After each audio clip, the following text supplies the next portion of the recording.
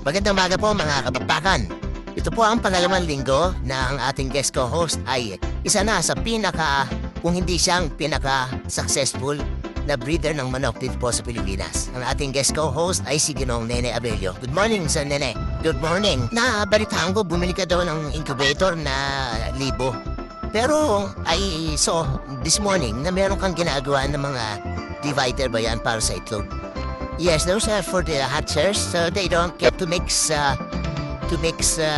markings. Especially when you have single mates and you only have 2-3 eggs. In 14 days, you probably use 3 to 4. Talagang meticuloso kayo pagdating sa sinisino nyo yung anak ni Juana, anak ni Petra, or single mating. Ganon nga. Yes. Bakit may advantage po ba yung single mating? I'll give you an analogy. If you had 4 hens and you were flat mating it, and they produce 16 roosters, 16 stags, and you fight the 16 stags, and you have 4 winners from probably you have let's say 8 winners and 8 losers. So that makes it half and half. That's not good enough to win any derby. Now, if you were to single mate that, chances are you had 1 hen that was producing 2 winners and 2 losers. The other hen also produced 2 winners, 2 losers. One produced all winners, and the other one produced all losers. Oh, I see. It really helps if you know this hen, because you can get 12 to 14 stags out of her in 1 year, especially if you meticulously breed her. And if you had 10 such hens that you know to be very good and producing winners, you probably will have 140 roosters to fight. And you will be difficult to beat. I see. So, balita mo nga, Sir Nene, pag bumili ka ng manok sa Amerika, talagang you get the descendants or the progenies of one particular hen? Yes. Hindi basta dampot na ng dampot. Yes, sometimes I know one hen to be really good, and then I ask which is out of. Then they say it's out of that hen. I'll say, okay, how many do you produce of that in 1 year? And when I come back, usually I come back about Thanksgiving, about this time and I get all of the offsprings. Ayun. It has been very successful. We've been winning with them, except that we just don't have enough to put together na nila in one derby. So would you say na yung producer na hen, pag nag-anak naman siya, magaling din pong mag-anak yung anak niyang lalaki na yan? Not necessarily. It really is a combination of the same root gut and the same hen. A few weeks back, nung nasa Cebu tayo, yung festival sa Cebu, you were talking with Carol Nesmith, and you have a story about the possum hen. And it was out of 1 hen. Parang yun ang natatandaan ko eh. Could you tell us that story? What happened was when Carol was fighting with Jean Brown. Jean Brown had stewards and Carol had the sweaters. He had 1 rooster that was producing very well, and they were winning all of the derbies with his sons. But Eugene Brown, the old man, made a mistake and sent him to Mexico. With the rest of the battle chickens. So Carol got another brother, and decided he was not going to to risk it. At the end of the season, he was going to single mate it to 3 hens. One hen was marked left in. The other one was marked right out. They were old hens, and the daughter of that one that went to Mexico was a double left right in. They had on record 4 that they hatched, but when they went to look for them, there was only 1 that they found, and her back was all scratched up. The possum had eaten all of the 3 sisters and also hurt her. She got put into the breeding, into the single mate. So this rooster carried 3 chickens. When Carol let me have sweater chickens, I got 1 hen from the first mating, another hen from the second mating, and a bull cock from the pullet that they called the possum pullet, because they had gotten eaten by the possum, and she was the survivor. She was the lone survivor. That's why they called her the possum also.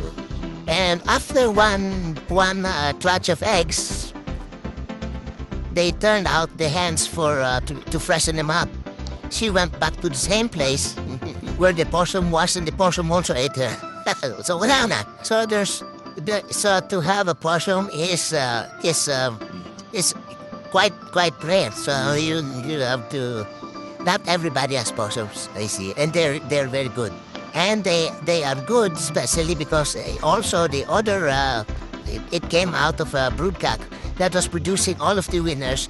They were winning one out of every other derby. I had bred this possum stud all the way till he was 11 years old. Wow. And you called them I called them 226 because it was my wing band was 226 that I attached to it. And it is the most sought after line here in your farm. That's right. Alam niyo mga kabakbakan, ng umaga, naghahanap kami ng manok na gagawin naming props. Naglagay kami ng mga imported. Sabi ko, hindi siya masyado maganda. Dumampot ako ng magandang manok. Yun pala, ito yung breeding nyo, local. So, mas maganda yung mga manok natin dito sa nene. Hindi naman. They're just nice chickens. And importante, they're winning chickens. Yeah. So, ang mga manok dito magagaling. So, what are the other lies that we have here? We have Stuarts, which are good. We have high action hats, which are very good. And we have Ray Alexander Roundheads, which are very good. Remember I told you that after Ray Alexander used to advertise in the Gamecock and Griffin Steel, the winningest fowl in the world. And no American ever contested him. An American will contest it if you just misrepresent things. An American will always contest that, but they never contested this because at that time, nobody could deny it. Alam niyo, mga Amerikano, they will stand up to you pag mali sinabi mo. At challenge ka niyan, di ba? And that really is a statement. The winningest fowl in the world. And they were roundheads. And roundhead Democrat, roundhead Griffin. From Blandy Roland. Oh, Democrat fail. Democrat, yes. So ito ho, in-incorporate nyo rin sa breeding nyo o separate family yan? We did separate. I'm fond of going around the US, and every time I see something that looks interesting, Carol sometimes says, I don't think you need that. Then I say, we will never stay on top unless we keep searching. I see. And everybody should keep searching. Nobody has a monopoly of the best chickens in the world. I see. So once in a while you go to the United States. How often do you do that? Usually I go about this time of the year and summertime, early summer, for me to get some root stuff and also for me to get some young chickens before they get kicked over by the others. Right. Kailangan maagap ka rin dun no? Yes, that's right. And I stay with the breeders. And I know all of their lines. I know all of their. Then when I go to the strings, we spar these chickens to see how well they're coming out this year. If they're better this year than they weren't last year, I see. And that way we've helped also in the breeding of cattle. Where I would say these are good for the slashers. And these are winning there. And it also is a cue from him on which way to go, I see. So, Nene, alam niyo naman, marami tayong kinikimport na mga manok. Yung mga nanonood sa atin, maraming imported na manok yan. When can we say na this is fit for short knife, this is fit for long knife? You'll never know till you set the first one down. He has to win here first before you can see it. Right. I also have a whole field of imports. I buy every interesting rooster, then I just get rid of it as soon as I feel that I'm wasting my time with it. So you really have to do your homework. I'm doing my homework. I'm even trying A-sales to breed 1/4. So I have chickens that are standing on the line and they become a bang. They become bang because the Oriental. Because I'm really targeting to win the Bakbakan. The most prestigious. Isipin nyo, mga kabakbakan, 6,592 entries. Grabe, no? And then very many make 7 straight just to qualify to go to Arroyas. Oh. Ayan mga kabakbakan, ang sarap ng kwentuhan natin dito, nililibang kami. Pero sa Renan, maghahanap buhay muna kami. At sa aming muling pagbabalik, Bakbakan Na po! Ano po ang mga breeds na bagay sa malalaking ruweda at saka yung maliliit na ruweda? A good rooster will be good in any ruweda size. Okay. The bigger it is, then mga smart siguro. Probably the smart sidestepping chickens will be good for that, I see. Dito po sa farm natin, kasi you mentioned the stewards. And according to you and Carol, the stewards and the Ray Hoskins fowl are related. Yes, so they're right. And they are, we call that the yellow-legged McLeans. The yellow-legged hats, yeah. Yellow-legged hats. So they're good, lalo na pang-cross sa mga sweaters. So they're good pang-cross sa ibang yung masyadong mabilis na paa ng nanom. Because they have a different way of hitting. They rake they have a raking action. And when they hit the rooster, they shuffle going backwards so they cannot get hit. Oh. And it's good to add to roosters that swarm over you because sometimes that swarming can also get you killed. Jumper was the one that said you might need a little of that in every breeding. This yellow-legged McLean. Yes, this yellow-legged McLean. So, iba pala yung palo niya. Ibang palo, yeah. Iba naman yung mga orientals na parang paganoon. Yes, they have a different style. This one is good for slowing down very multiple shuffling chickens. Sometimes when you multiple shuffle, you impair cutting. Pag ganun pa lang, hinihila na. Yan, babalik. Huli lang. Sobrang bilis, nagiging parang shotgun. Yeah, nagiging parang it shortens the reach. I see. So talagang asset to. How about yung high action hats nyo? What do you think makes them win? And they fly. Akala ko nung pakita nyo sa akin yung video doon sa cellphone mo. Akala ko kelso yun dahil ang lumipad. They really have good chickens. These are good hatch chickens that you put together. This also carries Harold chickens. And Harold chickens, the Harold Brown green-legged Hatch chickens were originally part of the sweater chickens were bred towards the green-leg side. And the rest were bred towards the yellow-legged side, the ones that won for Sweater McGuinness. And when you put them back, you sort of wake up the old talent of the green-legged and the yellow-legged. So it becomes a very good nick for the sweaters. I see. So talaga palang totoo yung sinasabi nila na, halimbawa yung isang manok, isang kapit at yung breed, if you breed it back to any of those three, maganda nagiging resulta. That's right. I see. How about yung ating naman, yung mga dink or $5,000 on the $20,000? Yung dink na $5,000 is really a Carol rooster. Carol fought that rooster twice and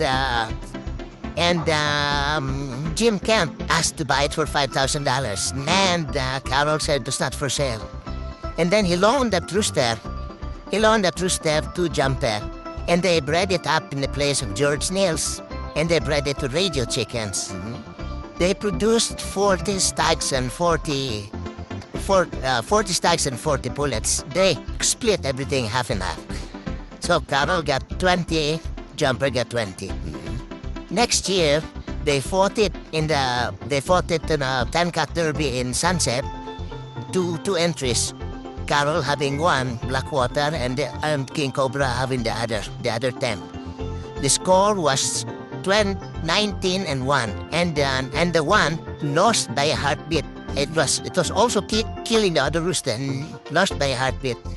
But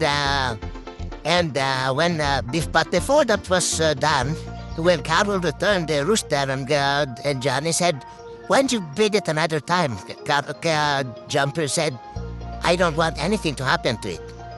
So Dink Fair came around with Johnny Bennett, Black Hat, and they propositioned Carol that they were going to breed in Oklahoma to fight in Mid-America, which was just a new pit then, and to sell to the Mexicans because they would go across Texas and buy chickens in Oklahoma. And so Carol agreed. put the $5,000 rooster inside. I was the one that put the 5,000 rooster in the inside the box for date fair, and he let him have some of the right-out hens, old hens of the Oak Grove combine, and let him have some other chickens, and they bred these chickens. When this result of this derby came out, Dink had plenty of $5,000 chickens to sell. Wow! So he really had a bonanza. Yun pala istorya. That's right. But Dink never claims that the rooster is his. But sometimes the magazines here don't know the story better. And if ever I interject anything, not to hurt Dink, but to lay the record straight that it really was Carlos. Pagdating naman ho sa $20,000, yan ba dito rin sa mga sweaters or sa iba? That's a rooster that Billy Johnson, bet $20,000 on. Oh, and then that rooster won, and they called him $20,000 rooster. He was a battle cat, and after while he was breeding, he fought through the wire, and he got all of his beak smashed and his toes cut off. Everything was bad about him. Next day they fed him. He would eat and would then get nursed back because he was, they call that they look for that in a rooster. They call that liability.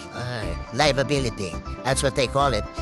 And again, while out of that, there was another brood cat that was the son of this guy that had fought through the wire and did exactly the same thing to his beak and to his feet and to everything. Cut off his front toes and everything. And so they were sure that there was something good in this rooster. That's why it got bred. And when this rooster was almost dying, it was given to Jumper, and Jumper saw that this was what happened to the son. He was sure that he had something good, so he kept it and kept on breeding it. Oh, nursed him back to health and then bred him. Yeah. So si Jumper pala nag-breed nito. Yes. Gaano karami po ang target niyong i-breed for this year?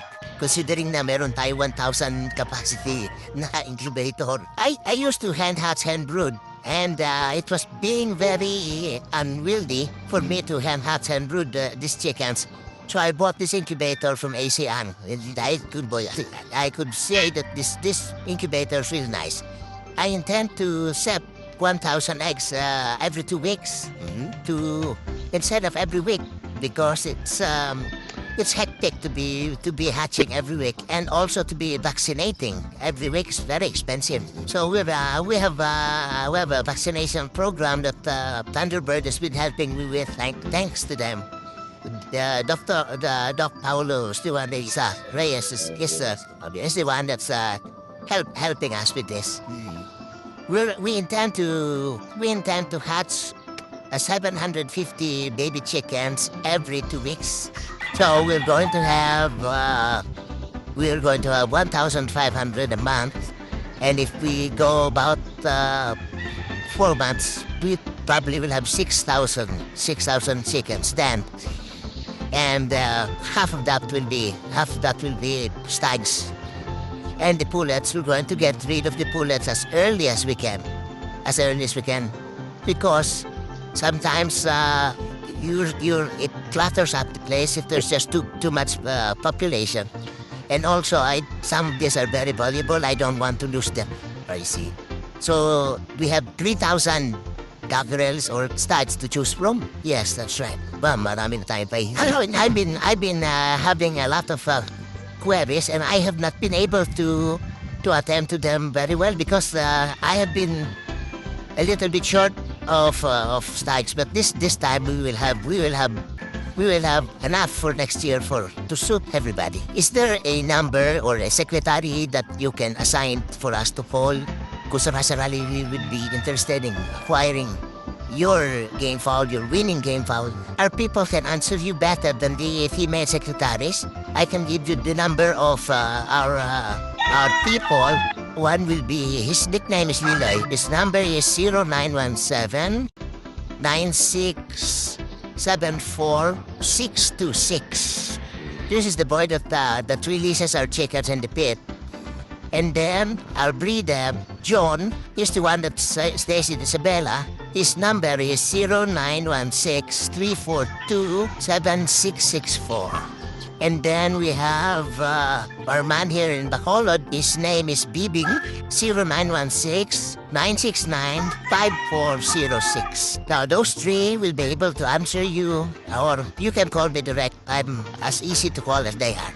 Contrary to what some people are saying. Ayan po mga kabakbakan, nadinig nyo na, meron tayong tatlong pwedeng tawagan. Isa Isabela, isa Rito, saka isa yung kanyang handler. So, tumawag na kayo at ang mga manok po rito, talagang nananalo, nagpapanalo at magagaling. By the way, sa Nene, maraming salamat for sharing your secrets with us. I'm sure maraming natuwa at maraming natuto dito sa pagpasyal namin dito ng Bakbakan. Ayan po mga kabakbakan ang ating guest co-host for these 2 weeks, si Ginoong Nene Abelio. Bakbakan na!